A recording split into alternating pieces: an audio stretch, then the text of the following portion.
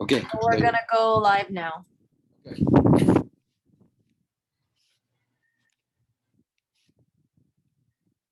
It's working.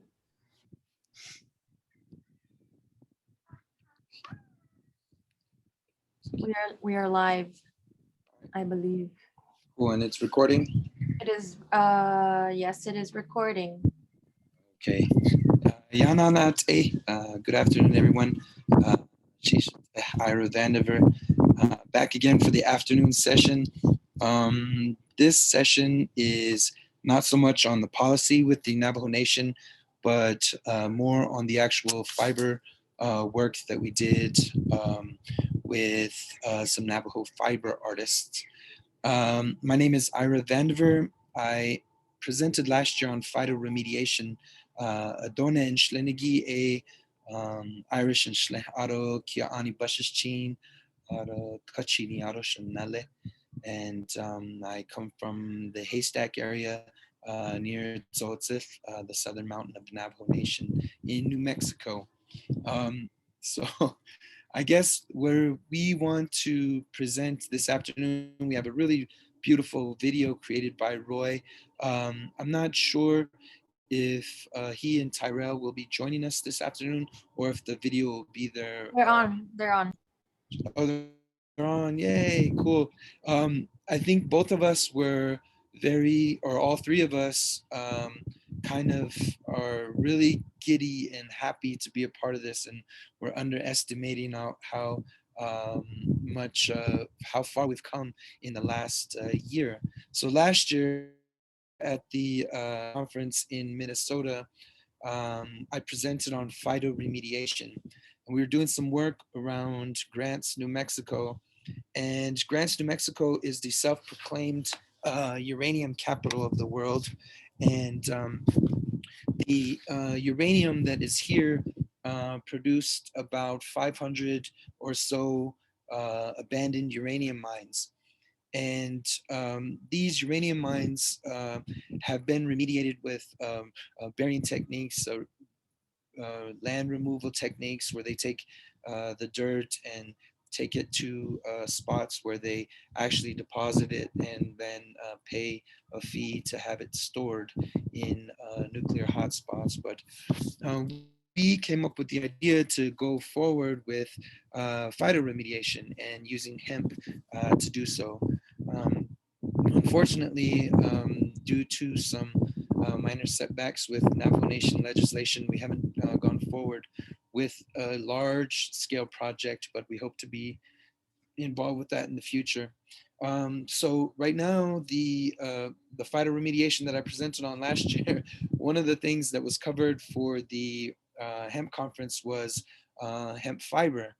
And we noticed a lot of the hemp that was good for remediating soil was also the fiber hemp, not necessarily the hemp that is grown inside of um, a greenhouse or in a controlled environment. Um, these hemp stalks, the fiber stalks, as you all know, grow tall, skinny, and they can grow in very dense areas where you grow 1,200 to 2,500 plants in a small area, such as an acre or so. So in these small areas, we noticed that the plants were able to accumulate a lot of the toxins in the soil. Some of them were doing very well with also neutralizing the toxins. But we were thinking, how can we go further um, and use the entire plant? And fiber just kept coming up. And after, I think the conference happened in February, and I was flying back from Minnesota when the pandemic stuff started to really take place. And as they were talking about the pandemic, um, the idea of fiber kept coming up. And we were like, we got to grow for fiber, we got to grow for fiber. But the pandemic and some unfortunate situations on the Navajo Nation prevented us to do so. So Winona Duke was able to grow a lot of fiber, as everybody knows, on her hemp and heritage farm. And she sent us some fiber that was retted properly. And we were looking for a fiber that was retted in the fields. As you guys know, retting means is a form of the rotting where you can separate the fiber from the stalks. Um, and where we're at, retting at a high temperature is not so good. Retting at a very low temperature is not so good. So what she did it at with the temperature is the fiber that we received from her was read very well, and we were very surprised at the quality that it of fiber that it produced. And even if it wasn't that great a quality, we took the fiber and then began the process of degumming it. And what we were at the time thinking, we're going to get this factory that was an old um, warehouse to where we could um, um, process Navajo churro wool as well as process this fiber and go through the decornification, the actual washing and degumming phases, and we weren't able to get it. The the place went somewhere else, and I'm sorry, my the I'm sorry, my daughter's crying. Don't cry, baby. It's okay. Look on TV. Say hi. She's important to the story too as well because um, as Navajos, once a plan goes bad, we kind of just find a way to get through it. And we went back and we referred to the old techniques of carding wool, cleaning wool, spinning wool, and I couldn't think of a more unfortunate or actually fortunate situation that we didn't get the machines that were industrial, that we didn't get the industrial washers, that we didn't get all of the stuff needed to process the fiber commercially, because it took us back to the hogan, to the dirt floors. It took us back to my kids and my mother and the grandmother being involved in this process of taking this fiber from a plant and turning it into something similar to the churro wool of that we can weave rugs with, that we can create textiles with, that the Navajo are very famous for, the so my grandmother did that. And I couldn't think of anybody in the whole wide world who, amidst a pandemic, amidst these new legislations, amidst the new economy, amidst all these taboos involved with this plant, that could take on this project other than this heaven sent, God sent man, Roy Caddy from the Navajo Nation as well. I asked him, approached him. He's the only one I approached. He's the only one that I really wanted to be involved with this project, because he's not afraid of doing these kind of things that involve taking risks, trying out new products, experimenting with them. But then what he did was create the link of the past of how traditional Navajo weavers, traditional people, farmers grew hemp, a form of hemp, a wild hemp they grew, and then also used it to weave with it, used it to create clothes and things like that. So before we get to that video and before I let those guys go, because they are the stars of the show, they're the ones who brought this plant to life. And I think this rug is exactly what is needed to go forward with the education, empowerment, but also what Roy is great about, and he did this with his grandson.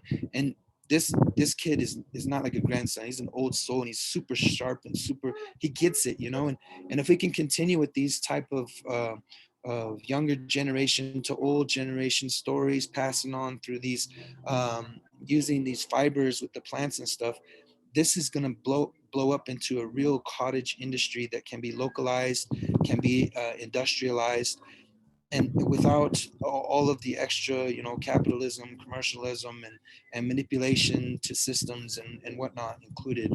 It's just really salt of the earth, hardcore, working with Mother Earth, working with the plant, working with human labor, and transforming it into something so amazing and beautiful as this piece is. And it's the first of its kind. So we used Winona's hemp, grown in Minnesota, sent down to New Mexico, processed uh, in New Mexico, sent to Arizona, and then um, designed, dyed naturally all the way through into this final piece. And I think now you're going to see a video on it, or if the moderator wants to introduce Roy and Tyrrell first, or just go into the video right away and then introduce them afterwards, because this is amazing work and it's breakthrough. From the waste of the stalks and whatnot, we were able to start to practice with paper, with also different types of twine. We have the twine as well. And my dad is a mechanic, and he does stuff like that. And the paper is just pressure. The twine is just torque in different directions. And if we can develop these machines with these beautiful minds out here, I think we need to grab the processing, the packaging, even the all of those things within the green economy. If we can take care of every single aspect, eliminate a lot of the middlemen, eliminate all of the machines that are unnecessary, and get down to the cottage industry. This is a perfect example. So I don't know, Bridget, if you want to go into that, or if you want to take questions from here, or I introduce will them. I will go ahead with the video and then we can start the discussion. Here you go.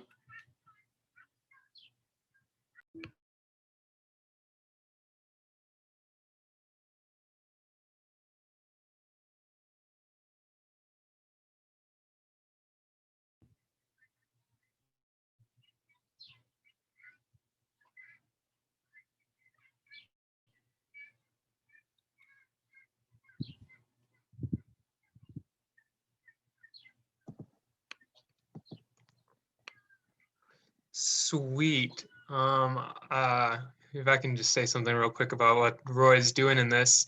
So currently what he's doing is he's using hand carders, which is pretty common to be, has been common for processing a lot of the fibers that we use here in the Southwest. And what my grandfather is doing right now is blending two fibers, the hemp that we're talking about, and the star of the show, as well as the Navajo raised churro that we have from his flock. And at least in my experience in working with this, it was a little interesting because not common, at least in my career so far, it's been a little new to be able to blend two different types of fibers together, one from like natural livestock as well as from plant-based fibers. So that's interesting to be able to see that blending aspect between the two and how they handled in that process. Some beautiful work, and in all honesty, handled so great, but it is gorgeous and a phenomenal experience to be able to work with that.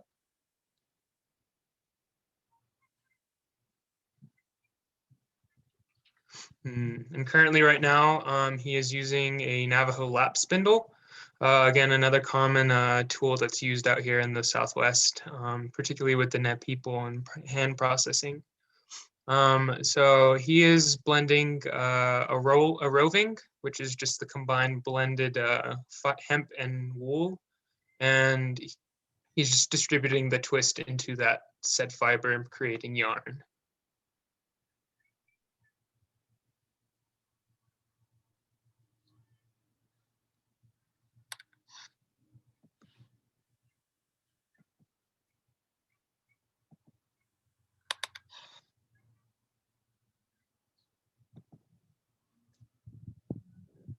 Sweet.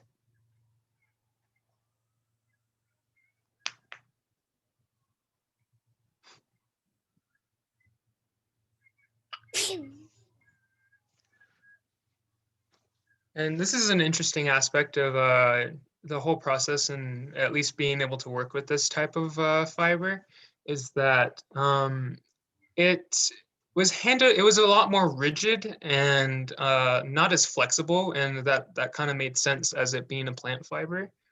But in terms of processing, it seemed as if though being able to ply the yarn, which is what he's doing in this video, made the yarn a little more manageable, not as rigid to work with, adding some volume to the yarn. And that was nice. But with that said, and going into the act of weaving in and of itself, it built really, really fast, which is kind of just going into the idea of, like I said, it was a little less forgiving and more rigid in structure. And as opposed to wool is a little more flexible and has a lot more give. And this even played a role into the dyeing aspect of this, and seeing how the two fibers in the blended aspect, as well as just the hemp itself, was able to take in a lot of the pigments that we were using.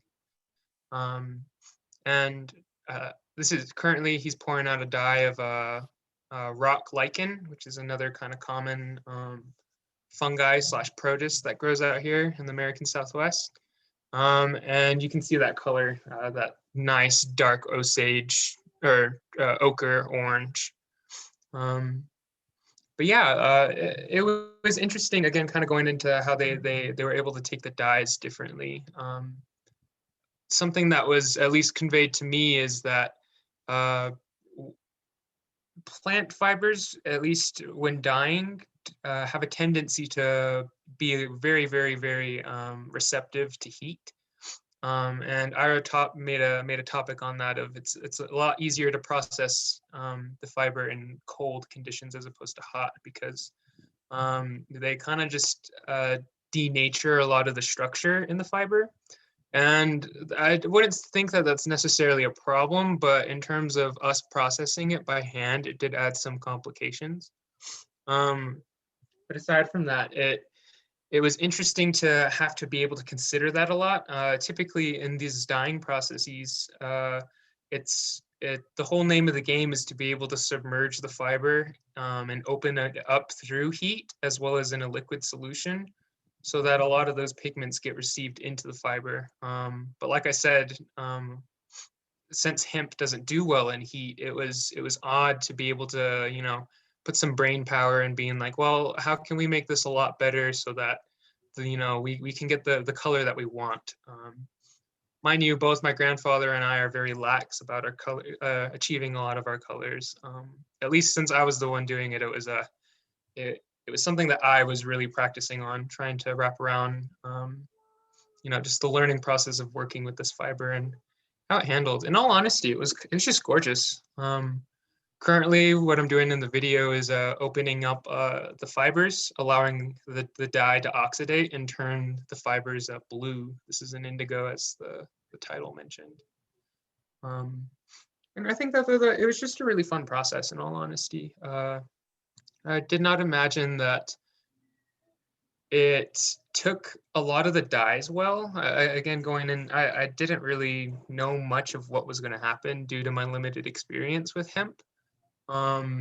But in seeing how it handled, it was gorgeous. And I mean, like, in comparison to wool, they're pretty similar, despite them being two entirely different types of fibers. I thought that was a really cool dynamic to see within the processing of this.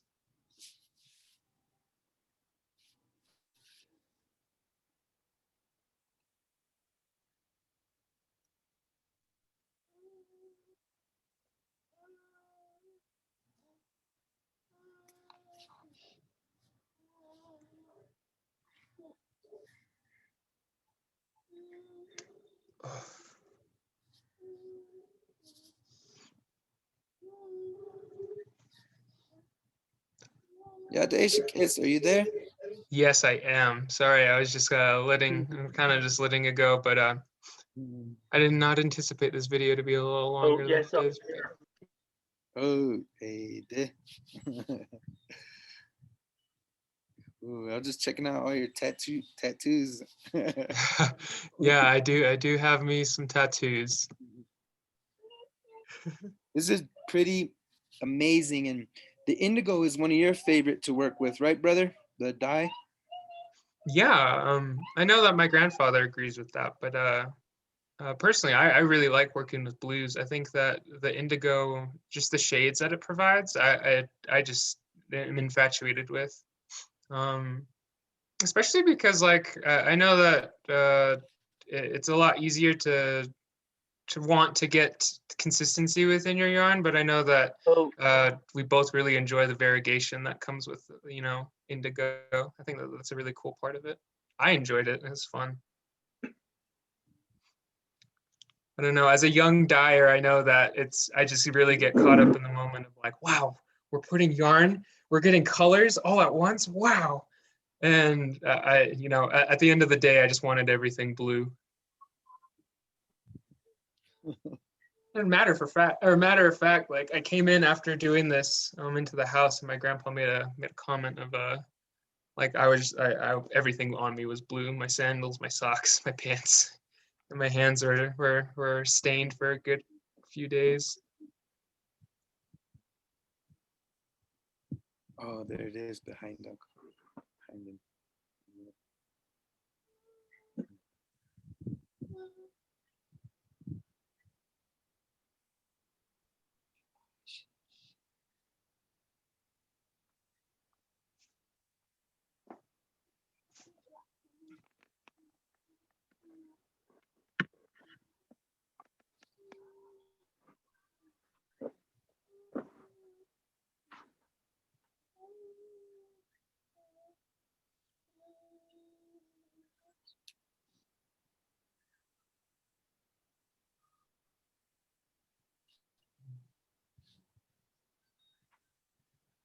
Hey, Had,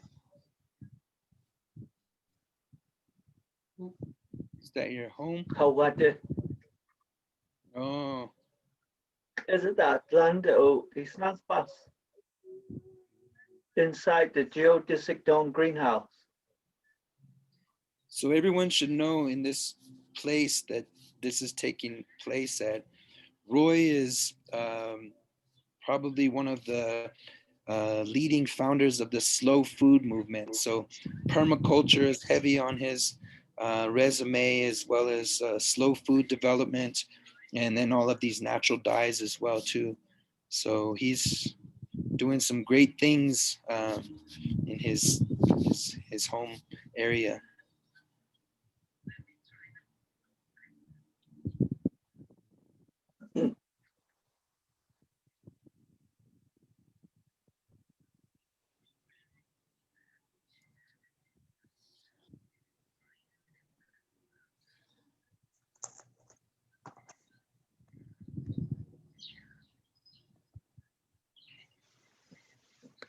Oh, yeah.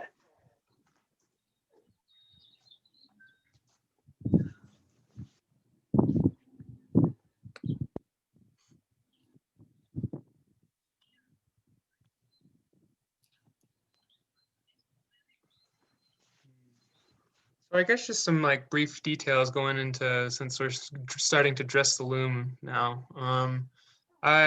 So the warp, so the vertical strings that we're working on was a hemp and Navajo churro blend.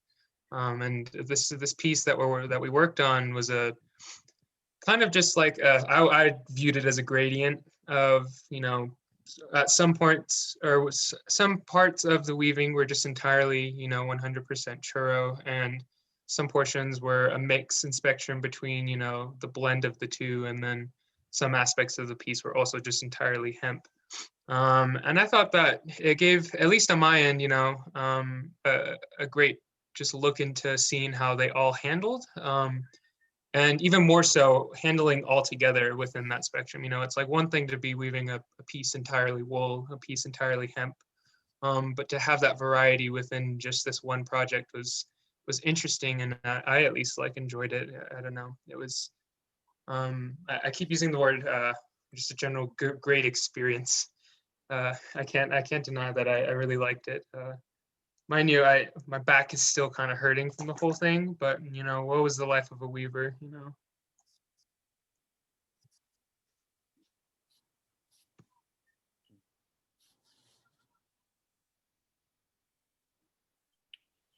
You came, Tyrrell, you came in after your grandfather and I had really experienced the backlash of the shiprock stuff, and we just want to be able to debunk some theories that you weren't able to get high off of the strings, or you weren't able to smoke the yarn and anything crazy like that. That it was Yeah, all just, fiber making, yeah, and I think that's a really Yeah, important we went through a lot. We went through a lot. Brother.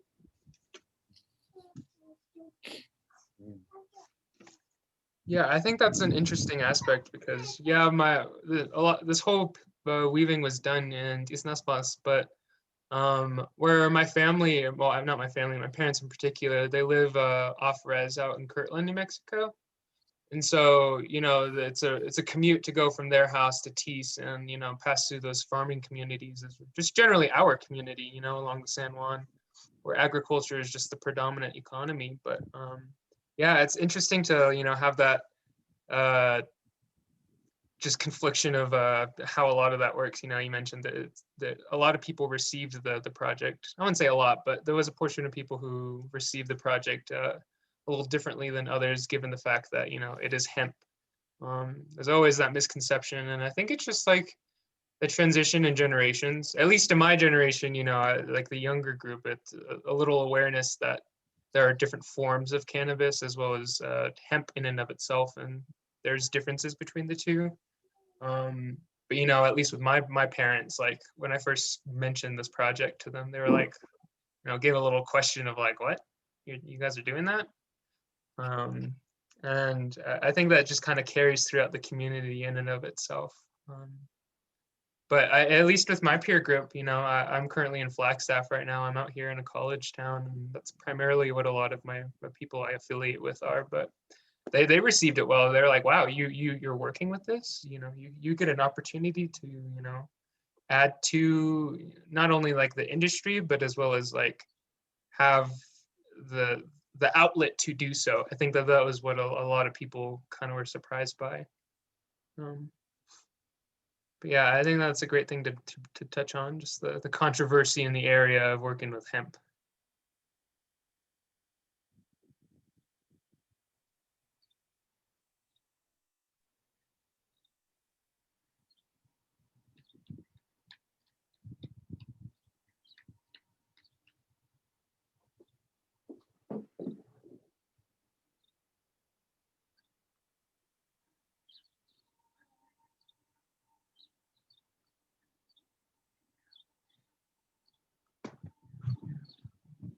It's so spiritual, brother. Can you talk about the prayer lines?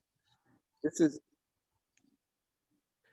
Uh, Initially, when you start to weave as a traditional weaver, you pair the two strings in pairs because um, for reproduction purposes, there was a pairing that was done in the underworld with everything, with plants, animals, and even when the human beings were finally um, established. So, so the prayer lines are usually woven at the beginning and also at the end. There's also a meditative aspect when you reach the middle of your weaving. There is also another prayer that is done using your bag of corn pollen. So, in a lot of sense, when you see some of the older design, you see some sort of a breakage there.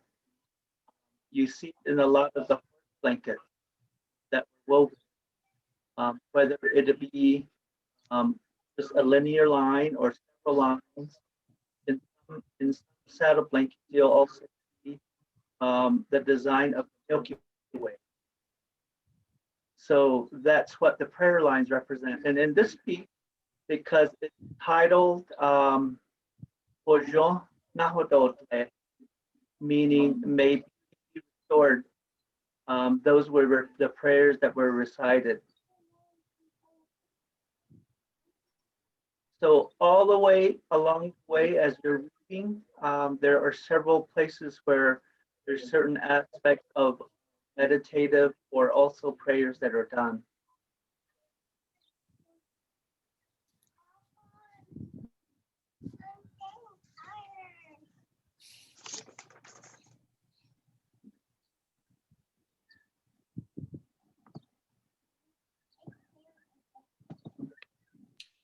Thank you so much. We do have a question here from on the chat. Cherish, when spinning blended wool and hemp, did he use only one skin or pre-blended roving skein or pre-blended roving? No. So We use wool and heather, oh, Roy, I got an Roy, equal you kind of portion, 50-50. no. Oh, yeah. So I guess they were asking like, did we where was the wool sourced? Was the question, I guess. Che, we had a little convo about that. But yeah, the fiber was sourced from my grandfather's. The wool was sourced in our backyard sheep corral. We also grow wool here. Besides mohair, They ask, are they blended before you spin or while you spin? They were blended. two process. Sorry. They're blended so before, and then also the dye that's done too when they're blended together that way. So Okay. either or. Yes.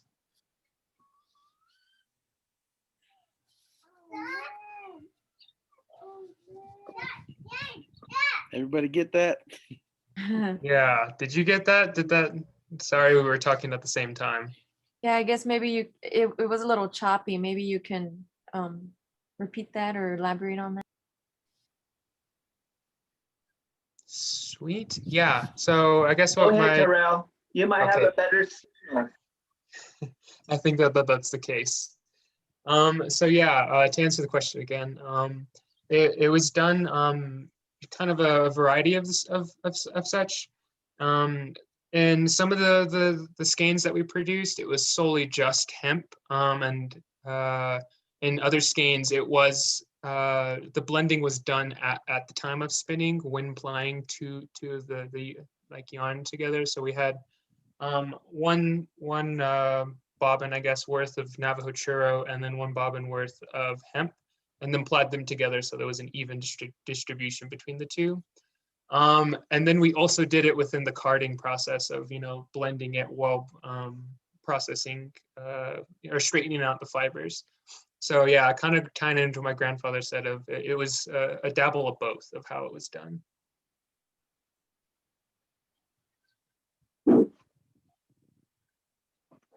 Sweet. And the important thing about what Roy was trying to do with the blends was to play with how soft or how sturdy that it really needs to be. And the 70-30 with the churro wool to 30% of hemp gives it a really, really, really nice texture that good for clothing type of stuff. 50-50, you're probably looking at the rug behind you type of quality. And then if you go the other way, then you're looking at like saddle blankets and cinches for horses and things like that. So the blends are very important because you can get to a point where we have a cashmere type of blend. And also the degumming process. I gave them a really rough blend blend of hemp that went through only a couple of degumming processes, the more we take it through like a fluting type of machine that would go further and further, the more we process it from the beginning, the more closer to a silk type of fiber that we can get. And Roy, what's important to talk about hemp fiber is in those sheens, there's you can get a lot more mileage out of a pound of hemp than you can a pound of cotton or a pound of wool. You get more bang for your buck with the amount of fiber, I think.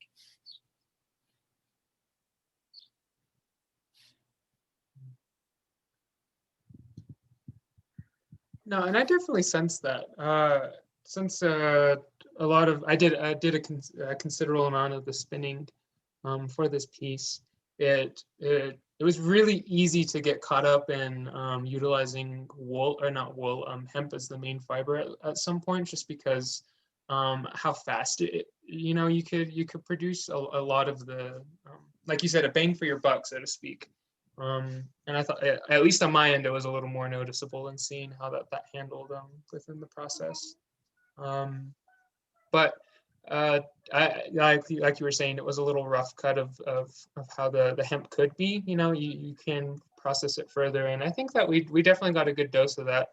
In the current, like, I guess, just going from just like carting it out and getting that blended, there was a lot of fallout within vegetal matter, which is common with both wool and the plant fiber in and of itself. But it was interesting to see that continually as you got it a little more refined, even up until the dyeing process, there was plant fallout. So I'd really be interested to see what hemp, how a lot of those higher processed hemp can handle.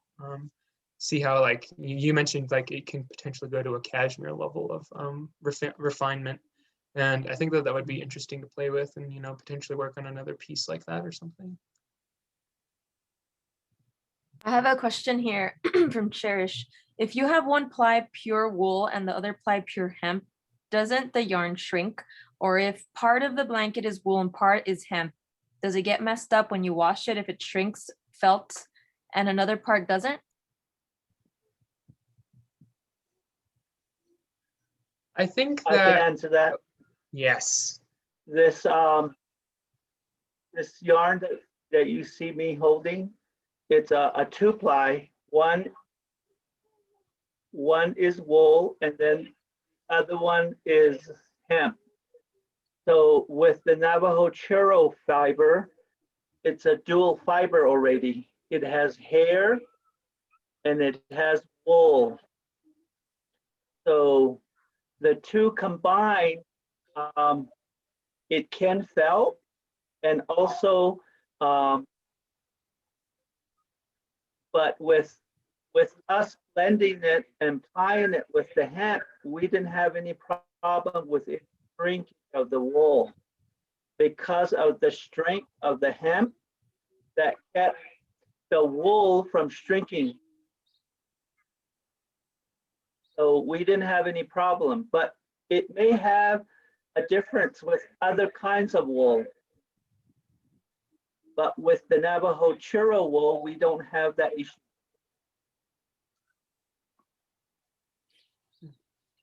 That's a great answer to that. And kind of going into like even the handling it definitely, that seemed like a true statement, I noticed though that like I kind of mentioned that it was a lot more rigid and structured as a fiber. So aside from like not shrinking, I think would be a concern, even if you want to call it that, is that it won't have that flexibility that wool gives. It'll a little more compacted, I guess, if you want to say that.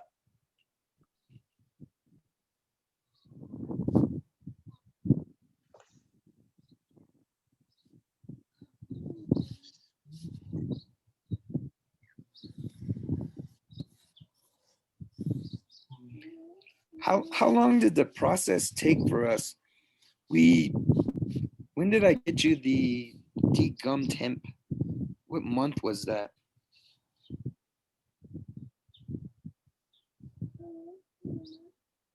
What would you say, Che? Like, I didn't get the question. I'm sorry. oh, when did we get the hemp from Ira?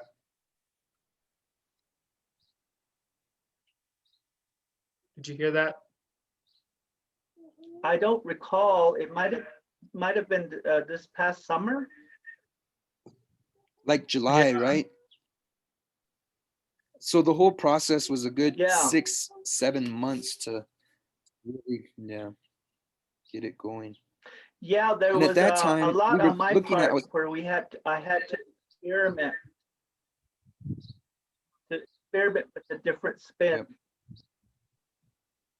Yeah, and yeah, most definitely because there wasn't a lot of degumming that happened, like you were explaining.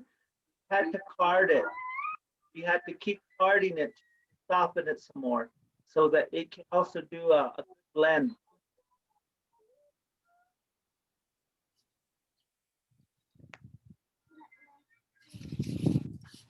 and for that reason, we really want to talk about also this fiber mill that we wanted to have in Shiprock.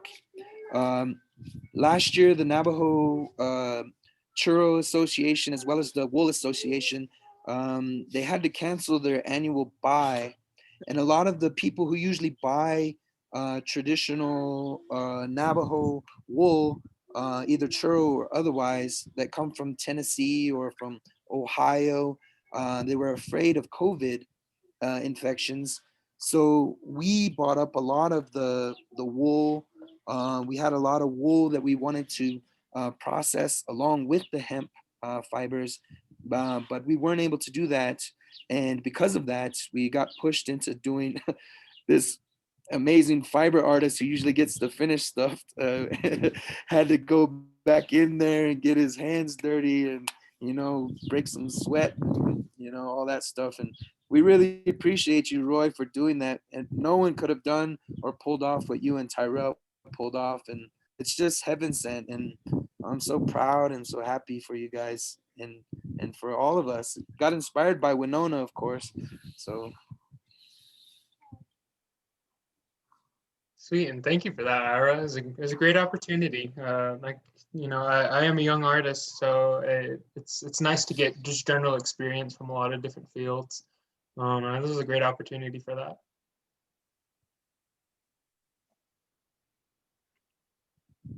absolutely.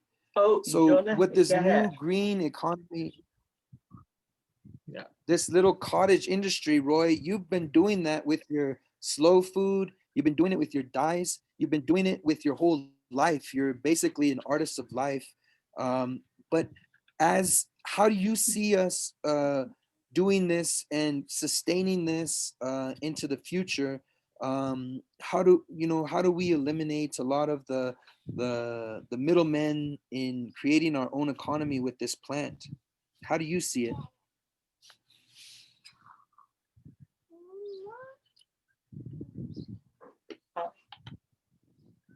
I see it as a very sustainable opportunity that our grandparents and our parents and our ancestors have done for the millennium.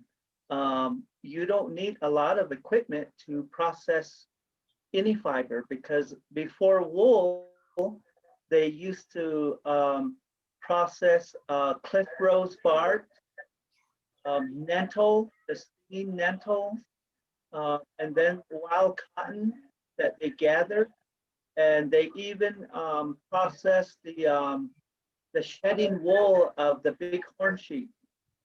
And I'm sure there's other animals that have fiber, like the bison, the buffalo, which they used to have uh, a limited amount of fiber, mainly used for ceremonial purposes.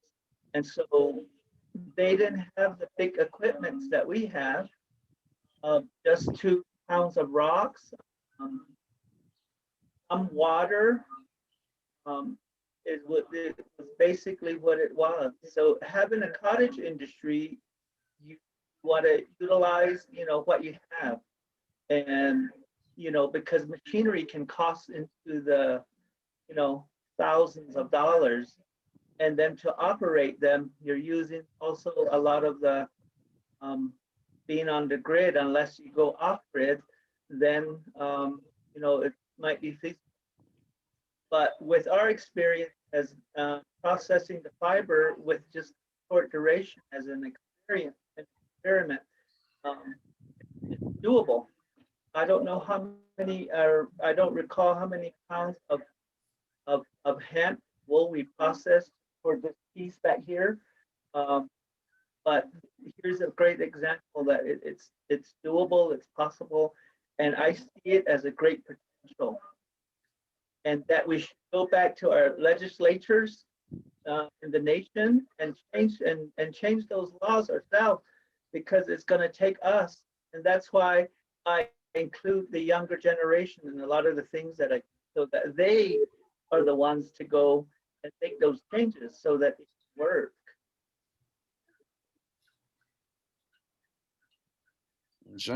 Perfect. And just as Winona is a genius on the green front, Roy is also a genius on these cottage industries. And you guys can understand, everybody at this conference, why Roy and Tyrrell had to be the people to do this, and why they're also going to be the voice of this type of bringing it back to a traditional sense of how we produce things. And because of that, and this is not a shameless plug, the first of its kind behind him, that rug goes for $10,000, and Roy sells his rugs for $5,000 and $7,000 anyway, because of the techniques that he uses. But this one with hemp and everything is being featured at the Herd Museum online store as well. These are the kind of things, and it's not so much about money and capitalism. It's about exchanging the quality of work and bringing a Navajo standard of producing fiber. We're not sending our stuff to China and having it processed and sent back. Roy and Tyrrell put their heart and soul, and the sheep gave their wool, the plants gave their dyes, everything gave itself to these two gentlemen to create beauty out of plants, of course, but out of nothing to create something like this is, to me, just mind blowing. And then after this, if you know a Navajo who's a machinist or an engineer, we believe that we can create the machines that'll help process the hemp from the beginning. Working with our universities, Navajo Technical University, we can also create gene types, working with the seeds that create ones that can accumulate toxins and neutralize the toxins, so we can use the plants afterwards to create products like these as well.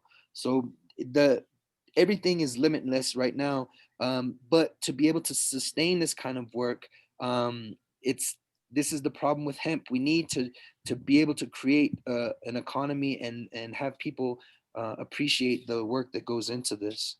And Tyrrell, the way you appreciate your grandfather's work is the biggest honor. And I could just see how proud he is every time he talks about you, and how proud he is talking about mentoring people, and all the indigenous people out there.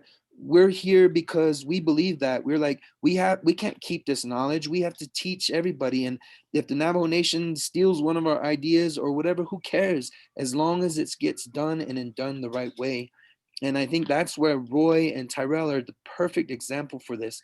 They need to take this all the way, to the education side of it with the Navajo. And I hope the Navajo Nation does pick up this stuff. Do listen to people like us in the legislation and use this as an example of the cottage industry.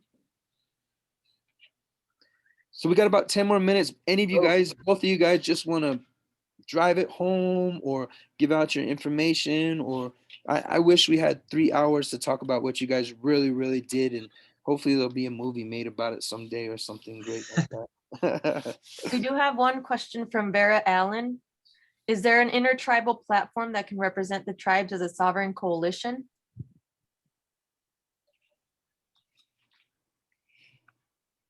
you're looking at the coalition right now, but there is another group called Indigican. They are also working with the Navajo Nation very, very closely and developing, working on policy and things like that. We all need to get together. We all do need to sit. I wish the Navajo Nation would just bring us all together and we would just sit and talk about this. But a coalition is where we need to go, definitely.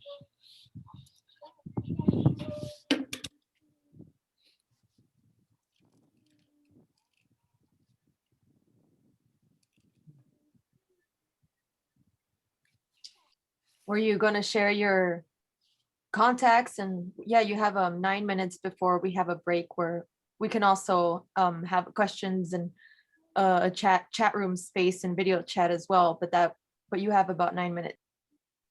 Okay, sweet. So I'll just general contacts. I am on most platforms of social media. Just my name, Tyrrell Tapaha, Tyrrell, and then Tapaha, Tapaha. But yeah, I'm again up and coming artist. I'm a younger soul. I'm a younger person, so that is just general information is pretty good. But yeah. What about you, Ira and/or Roy?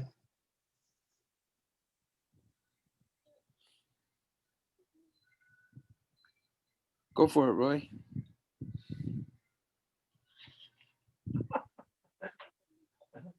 Tell them your address and your. Well, my contact information is just roycady@outlook.com. And I think you see my name spelled there. And then I'm also on Facebook as Dana Woven Fiber Artist. That's where I'll be showing my virtual show tomorrow, starting at 8 with the Herd Museum. And my company is called Turquoise Indigo Fibers. We are also affiliated with Falling Clouds, and both of those work on the phytoremediation as well as the processing of the hemp at this moment. As soon as we get with the legislatures, we're hoping that all of our Navajo Nation could get into growing, and because we have the land base, we've got the manpower to create this beautiful plant. So, any more questions before we take off? Like I mentioned, we're having a break between 3:30 and 4. And if you can join us in the main event room, Winona LaDuke will be there to network with all of you and answer any further questions, continue conversations from this morning's sessions. Yeah, so that's what's going to happen in about 6 minutes. Sounds good. Okay. Cool. Right. Well, I'm pretty much wrapped up. Thank you all for the opportunity. It was great to talk. Thanks for listening. Appreciate your time. Hope you all have a great rest of your day.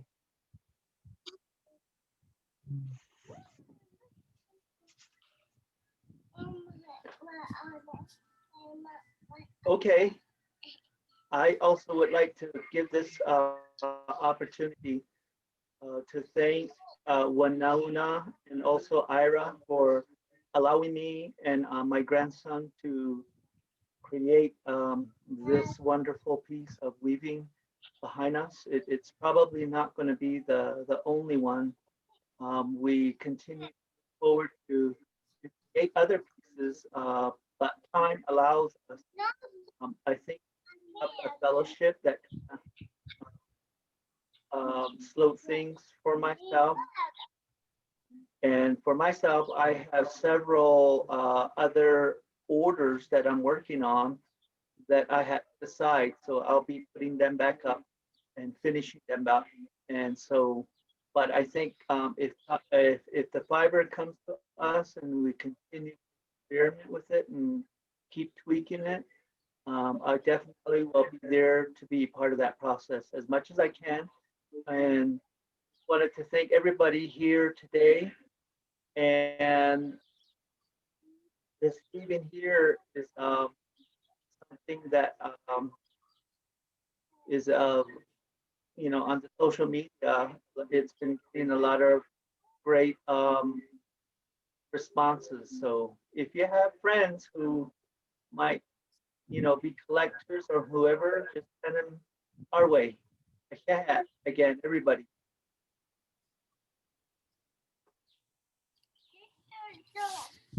Thanks, Roy. Thanks, Tyrrell. And thank you, Bridget. And thank you, Winona, and your entire crew. This is always an honor to work with you guys.